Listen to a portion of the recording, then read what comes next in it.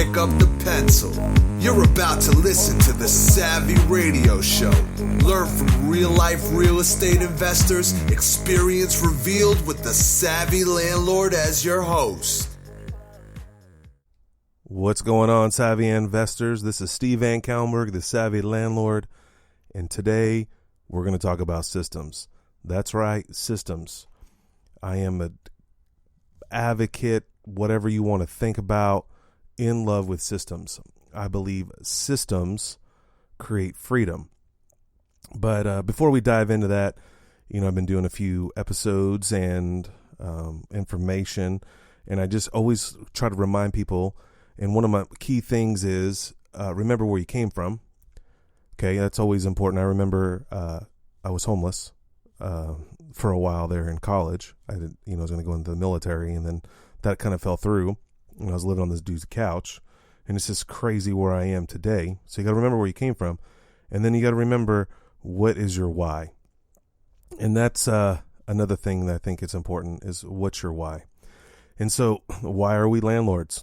Well, first of all, why are you listening to this episode? Obviously to grow, to learn more, to be better.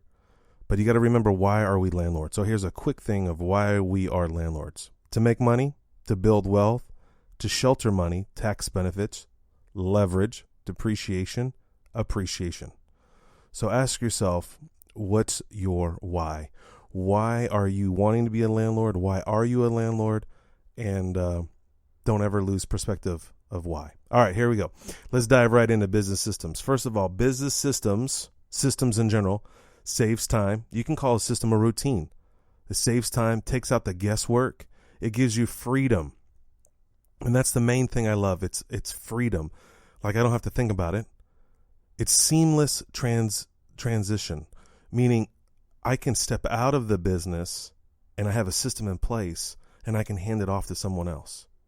So if I'm hiring someone or management, this is our system that we have in place. So I'm going to share a system with you, but it's awesome because just recently we just hired a new phone person, and this is our system. This is how, in big corporations, this is our policy, or this is our procedure. This is our system.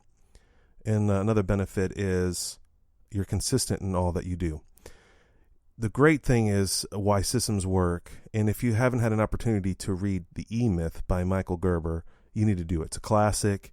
It just will really motivate you to really think about systems, how systems work. When you start watching people, restaurants, how do they get the food out? That's a system. But I ran 50 units for about 10 hours to 15 hours maximum a week, all through systems. So great. Now we know about systems. You're excited about systems. So here we go. Let's go into a system. The phone system. All right. So I have a phone system within my phone system. And I mean by phone system, I'm talking about the answering, replying to people, calling people, how they interact with our company, how do we track it, all that kind of stuff is within our little phone system. Well, we're going to talk about an answering system. We're going to talk about Google Voice. We're going to talk about separate phone numbers, texting, Google texting with Google Voice, canned responses, and then how I get the ball moving forward. Well, the first thing is, one of my systems is I don't answer the phone. And I think the phone is a waste of time. I prefer text messaging. And with this new generation, the millennials, they already know that. I remember the first time I got a Facebook message, and, email is old news. And then text messaging is old news, and Facebook messaging is the lick, whatever. So there's a system. The first thing I do is that the person that I'm dealing with, in this case, my tenants, I let them know what the system is right out the gate. So when they come in and sign a lease, I have a little piece of paper, and it says right at the top, this is how you communicate with us. And so my goal is, a lot of people, and I deal with a lot of tenants from all spectrums, and some people just want to talk on the phone. Well, talking on the phone about how bad their cat is, or how the cat peed on their carpet and they want it cleaned or whatever, you're wasting time. And that's not an income generator. And that's my goal, is to create income, to generate income. So I'm not on the phone to fool around. If I'm on the phone, I'm trying to make a sale. Okay. or I'm calling someone back that has potential for a tenant, for to rent a property, or I'm going to be on the phone trying to call someone. I'm not going to waste time on the phone dealing with idiot requests. So the first thing I did, number one, I push them to text message, because text message, number one, is I can record it, I can save it, I have a documentation of it, and it works in court. 2, I push them to email, and 3, leave a message. I make it very clear that if you text message, number one, we should respond to you within 120 minutes during business hours. So kind of gives them a peace of mind. If you email, it's going to take a day or two. And if you leave a phone call, leave a message, we may get back with you by text message. So we just up front, when you are a tenant here at our company, we prefer text messaging is the only way of communicating. And we're just up front with that, and we make it very clear. Okay, what happens is when a call comes in, this is our system. A phone will call in. We have a phone system, which is Google Voice in an essence. So all our signs, all our marketing, whatever we have, our lease, it all is based on a one phone number that you can get from Google Voice. It's free. So go to google.com/voice. So we have this one number.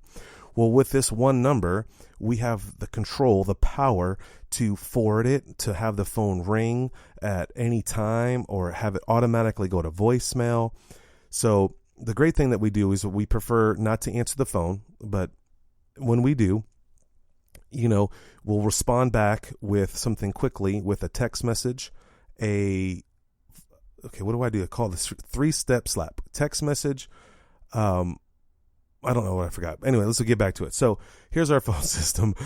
First of all, when the call comes in, it goes to multiple phone numbers. So if I'm out of the office, let's say, and it may ring our handyman, and he can answer the phone, and he can answer the idiot question of, are you showing the house tonight, or I'm lost, or can I pay my rent late? If they leave a message, it transcribes the message, and we can read the message, and then we respond back through texting. And then we make a call back to them. If we have to call them back, like their house is on fire and we need to call them back, we'll call them back through Google Voice. And so it just keeps everything in one neat and orderly area so we can reference it. The great thing about the system is that anyone in my office can check that system. So there's no confusion. Who said what? When did she call? When didn't she call? We can just log into Google Voice and check it out. And then, of course, we respond. So 9 times out of 10, and we always respond with a text message. Even if we get off the phone and we had a conversation. This is just for the real estate business, for our landlording business. When we get off the phone with you, we text back and remind them, thank you for talking to us. The house that we talked about was this. And what this does, it just reminds them and already training them to, hey, this is how to communicate with this company. And it's also kind of a marketing thing too. Hey, you looked at 123 Elm Street. Also, we have other houses at www.ourwebsite.com. So for whatever it's worth, that's our system. So we push them to text message. We push them to this one phone number that we control through Google Voice.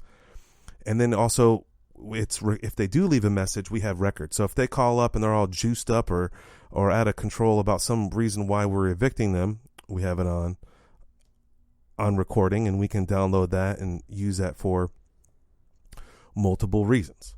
All right, so the first thing, the call comes in, that's the system. And then we respond to them, and we always respond to them through text messaging. If we have a phone person up front, which has this system, she's been trained with this system, she will call them back, leave a message, no one answers the phone, she texts them back, and then she emails them. So any communication that has come through our office, our phone number, through the real estate, the person up front, girl or guy, whoever is in control of running the phone systems, they're going to text them back, they're going to call them back, and they're going to email them and let them know. If we get a call that comes in and it's, say, a maintenance call, and we can read it through the transcription, then we just forward that message to that contractor, or we just cut and paste the phone numbers in the system, the Google Voice, like the person calls, the caller ID. It's Sally at 123 Elm Street. She says, my heat and air is not working.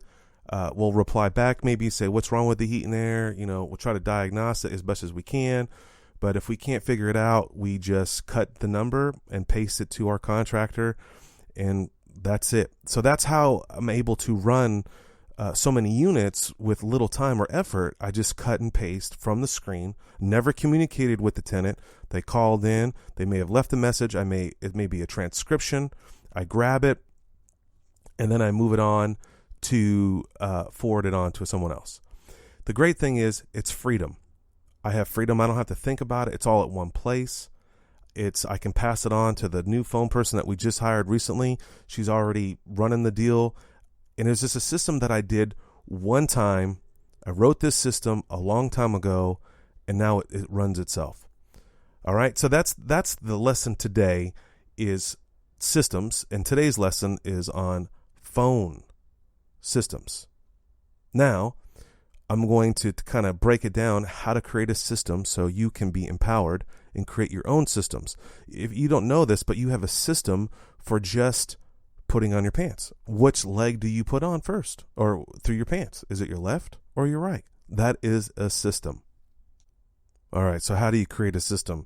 Well, the first thing that you need to do is have a workflow or a flow chart or mind mapping or brainstorming. However, try to get a piece of paper. I get a blank piece of paper and I write out all the elements I can on the piece of paper. So if a tenant is an element, it's an inbound, it's an outbound.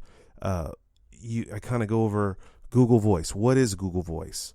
I explain, a lot of people that have worked here, they've never even heard of Google. So I have to kind of give them an idea what Google is. Well, the great thing, here's a little shortcut, is that you can go to YouTube and search what is Google Voice or what is Google Drive. And it will usually, there'll be some videos that are 30 minutes long or 20 minutes long, but there'll be a couple of videos that are only 3 minutes long.